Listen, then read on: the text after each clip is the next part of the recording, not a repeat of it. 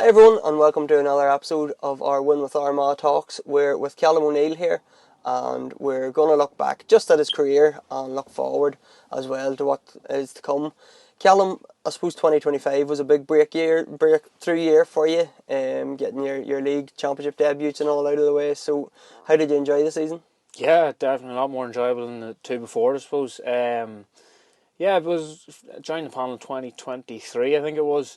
And then, as you say, just got a lucky break. Yeah, it was a Derry, I think, the last league game, and a couple of injuries just coming into that game. And then next thing, you're just thrown in from the start and thrown in at the deep end, I suppose. Did well enough. Did well enough to hold my place then for Ulster Championship and got well against Antrim, Tyrone. And then, yeah, everyone knows what happened against Donegal, unfortunately. But yeah, far more enjoyable, I suppose. Once you get in, you get a taste for playing in the big games, big crowds, and the athletic grounds and that. You really want more of it, so certainly be chasing a bit more of that now next year. And that Derry game in the league, when do you find out you're starting? Is it only before the match? It was when I was arrived, Yeah. certainly, yeah. Actually, I wasn't expecting. I hadn't got any game time. Well, a couple of minutes here in Donegal up in Ballybuffet, but hadn't got any game time on that, so wasn't holding out much hope, I suppose. Last came in, and yeah, I think I can't remember who it was. Woke up with a bad neck, literally just something as silly as that. And yeah, I was thrown in, just pulled it aside. Kieran McKeever pulled it aside just when I landed. Says, yeah, you're in midfield. So it's probably better that way. You don't get the chance to overthink it. You're just straight in and away from the get go. So no, a lot of good ones around me. Obviously, you're part of you're in a changing room full of good people. Yeah, they guided me, had me right.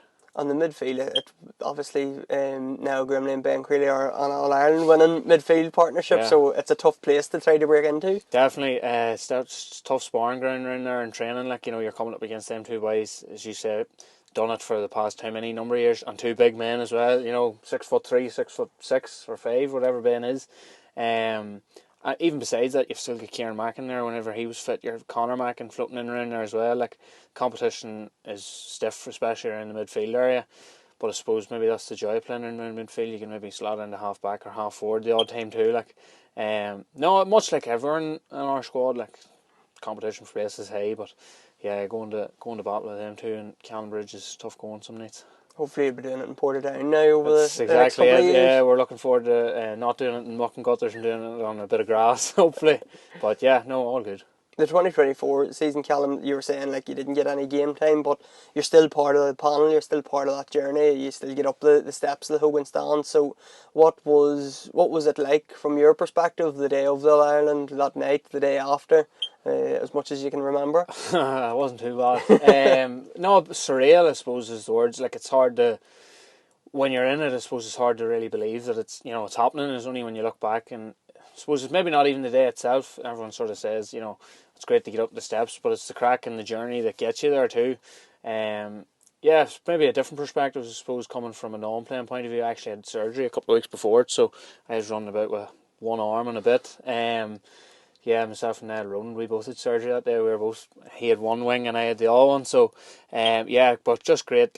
Seeing, you'd never forget coming home in the bus in Carrickdale and just swarms of people. And then coming up onto the stage, the whole car park. Every time I land up to the Carrickdale now, I'm thinking just how many people were standing in this car park that day in the July. And then the next couple of days were just a whirlwind, going around the county, taking the trophy up to Mahary. Yeah, so certainly it gives you the taste that you want to get back there. But yeah, great days. Hopefully we can bring a few more back. And from your own point of view, from not playing in 2024, did that give you the incentive over the winter to really push on and try to get a starting jersey? Big time, yeah. I suppose you always want to play for your county and you always want to try and test yourself against the best, but that was maybe just the extra bit of motivation that you needed to really knuckle down during the winter last year and try and put your best foot forward then coming into the league and ultimately into the championship. Yeah, so no, it really pushed me on anyway.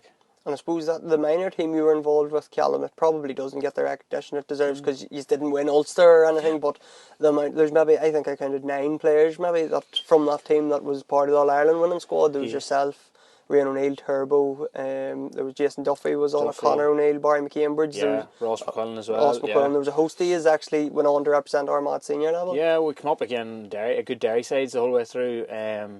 We got the under-20 final as well then, actually, in Derry, and on a roasting hot day in Clonus after Tyrone Gate, I suppose, in the semi-final. We were down a couple of men, and yeah, Derry beat us handy that day now. But again, coming up against good Derry teams, they beat us in the minor semi-final. All that talent has come through. A lot of the boys as well have played for Armagh seniors maybe in the last couple of years and maybe stepped away again. But yeah, there was a serious raft of talent. Like the names you've just listed off there, like they're now the backbone of the senior team and becoming now the main players. It's hard to believe it was nearly 10 years ago. It was 2016 now that we were minors. So yeah, time flies when you're having fun. And I suppose looking ahead the next year, Callum, you've got you've got your breakthrough season now. It's about pushing on, I suppose, and it's the same for a lot of younger players in the squad that these are all going to try to push on and hopefully bigger days ahead again. Yeah, as you say, like you can't really rest in your laurels in the squad. Like the competition for places there, Kieran Mack will be coming back now after 2 years out, chomping at the bit to get back. Certainly playing in front of big crowds in the athletic grounds on a Saturday night or in Clonus in an Ulster semi-final against Tyrone. Like you just get the taste for it and you want to keep getting back there, but I suppose you have to do the work to get there. There'll be a lot of new fresh faces in the panel as well, trying to get chomping at the bit as well. So yeah, the heat's always on, and you really want to put your best foot forward again, and that just comes from getting the work done, unfortunately. And we're in the motorhome here. Obviously this is the new prize for the Win with Armagh campaign. Would you take this or would you rather the money? I'm not a big motorhome man, so I'll take 50 grand, no problem. Yeah, definitely 50 grand for me in back pocket. So that's the decision that everybody's going to have to make once they enter the draw. It's the motorhome or £50,000. So make sure to tune in next week. We're going to have another guest and we're going to hear from another member of the Armagh squad. Thanks to Callum for coming on. Thanks to everybody for tuning in and keep supporting the Win with Armagh campaign.